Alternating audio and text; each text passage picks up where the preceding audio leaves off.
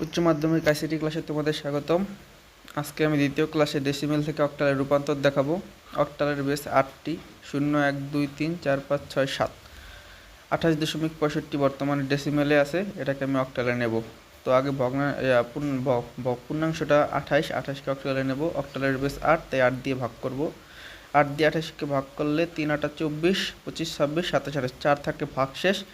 এবার 8 দিয়ে 3কে ভাগ করলে 0 বার যায়, 8 0 0, ভাগশেষ থাকে 3।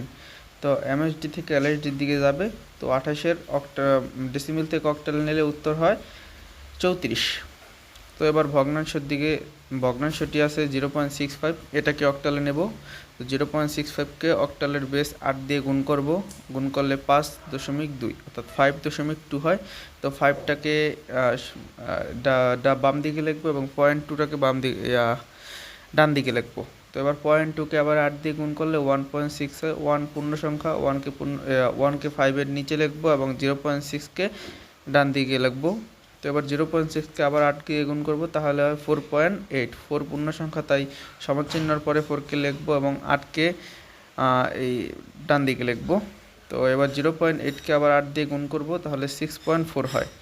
তো এভাবে এটা করলে অনেক দূর পর্যন্ত যাবে। তো এটাকে ডট ডট দিয়ে এ পর্যন্ত আমি শেষ করলাম। তো 0.65 দশমিক থেকে অক্টালে নিলে 0.5146 হয়। তো এবার 28.65কে অক্টালে নিলে কত হবে? 28.65কে অক্টালে নিলে 28-এর অক্টাল হলো 34 এবং 0.65-এর অক্টাল হলো 5146। তো এটাকে পাশাপাশি লিখে মাঝখানে দশমিক দিয়ে দিলেই 28.65-এর অক্টাল হয়ে যাবে। তো এই ছিল আজকের বিষয়। এভাবে খুব সহজে কোনো সংখ্যাকে ডেসিমেল থেকে অক্টালে নেওয়া যায়।